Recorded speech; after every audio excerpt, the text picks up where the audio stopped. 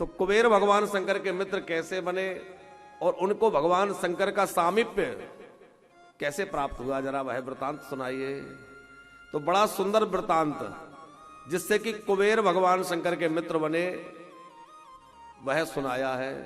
कुबेर जो है वो धन के देवता है, और जिनको धन की ज्यादा कामना हो बहुत रुचि से सुनिएगा इस प्रसंग को, है? बोले महाराज जी इसको तो हम बिल्कुल नहीं छोड़ेंगे, ये तो बड़ी कामना रहती है। श्री सूत जी महाराज कथा सुना रहे हैं।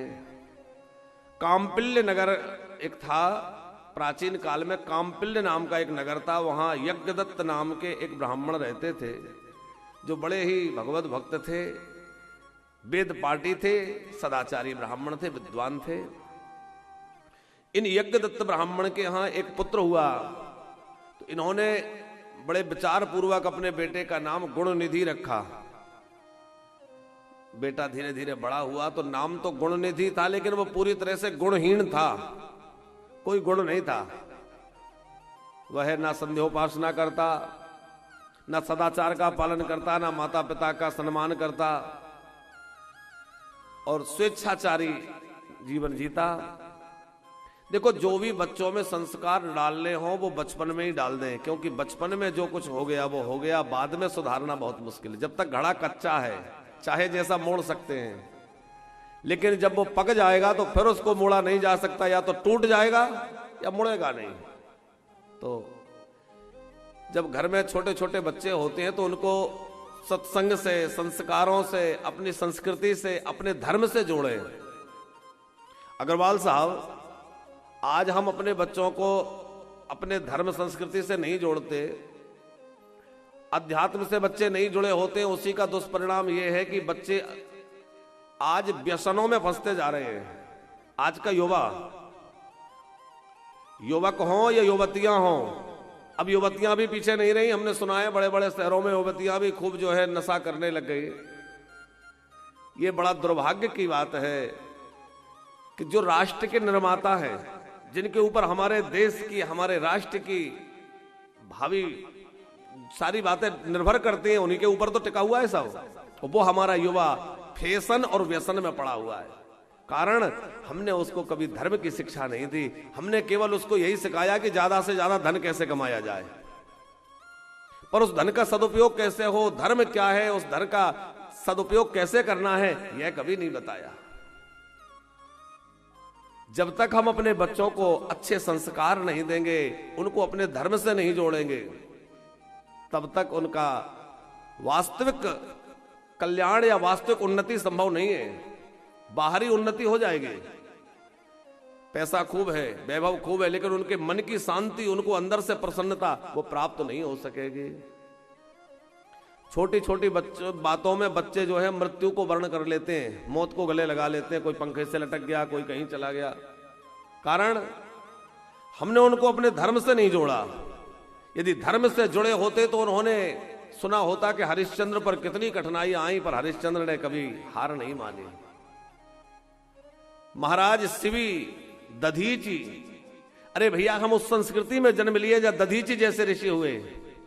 दधीची का प्रसंग आगे से महापुराण में है, भागवत जी में भी प्रकरण है कि जब देवताओं पर संकट आया, वृत्तासुर नाम के दैत्य ने देवताओं को दुखी किया। फैल रही आवाज, तो वृत्तासुर को मारने के लिए भगवान नारायण ने कहा कि ऐसा कुछ उपाय हो कि कोई तपस्वी महात्मा की अस्थियों से वज्र बने तो असुर का वध होगा, वैसे नहीं होगा। अब ऐसा कौन होगा कि अपनी अस्थियां दान कर दे? अस्थियां दान करने का मतलब है शरीर त्यागना, जीते जी तो अस्थियां नहीं दी जा सकती। तो इंद्र दधीची ऋषि के पास गए और दधीची ऋषि से कहा कि आप अपनी अस्थियां हमें दे दीजिए। अब मांगते इंद्र को संकोच भी नहीं लगा कि किसी से उसकी हड्डियां मांगो तो हड्डियां देगा नहीं, हड्डियां तोड़ देगा, है।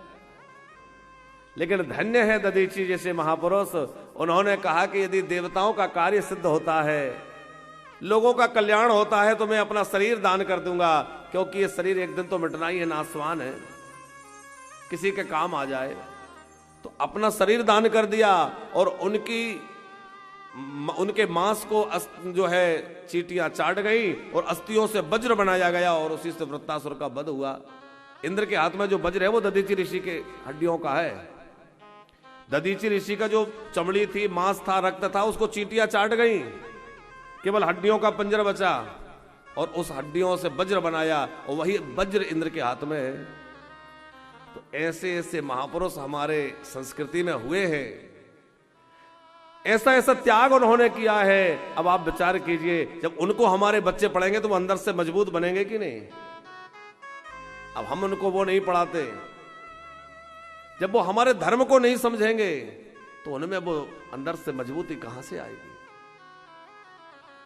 कि धर्म हेतु सहे कष्ट अनेका, सिबि दधीचि हरिश्चंद्र नरेशा।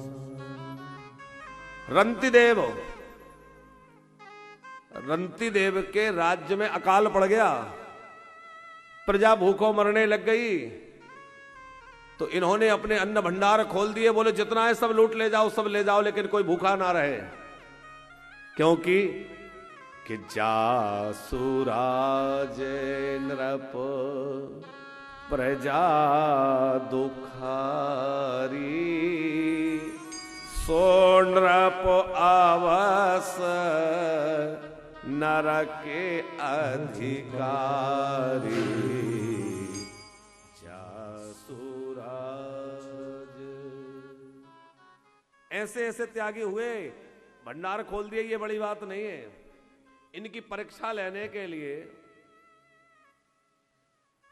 शिवी महाराज की परीक्षा लेने के लिए भगवान ही एक कपोत बनकर के, कबूतर बनकर के आए।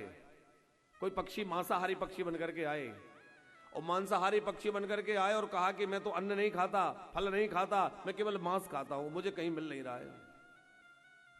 तो शिवी महाराज ने कहा कि क्या करूं, तुम्हारी भूख तो मिटानी है। तो अपने हाथ में से अपने बाण को लिया और बाण की नोक से हाथ से मांस निकाल कर डाल दिया। उसने वो खाया, बोले तृप्ति नहीं हुई, बहुत दिन का भूखा हूं। अपने शरीर से मांस निकाल कर खिलाते गए उस पक्षी को, और जब तमाम मांस निकाल कर खिला दिया, अब आप विचार करिए कितनी पीड़ा हुई होगी खुद का मांस निकाल के किसी को देने में, है? बाद में वहां से भगवान प्रकट हो गए, कहा राजन तुम्हारी त्याग, तुम्हारा तपस्या अद्भुत है, हम तुमसे बहुत प्रसन्न है, वरदान मांग लो। भगवान प्रसन्न हो गए। ये है त्याग। मूरध्वज राजा का प्रसंग अपने बच्चों को सुनाइए। सत्य की रक्षा करने के लिए अपने पुत्र को आरे से आधा चीर कर दे दिया, लेकिन सत्य से नहीं डिगे। कैसे कैसे धर्म के लिए संकट सहे हैं और कैसे कैसे कष्टों के बाद हमारे महापुरुष निकले हैं, और हमारी उनकी वीर गाथाएं जब वो सुनेंगे तो उनके अंदर जो है वह साहस, वह धैर्य, वह गंभीरता आएगी कि वो बड़े से बड़े संकट से लड़ सकें। हमें अपने नए युवाओं को अपने धर्म संस्कृति से जोड़ना ही जोड़ना चाहिए।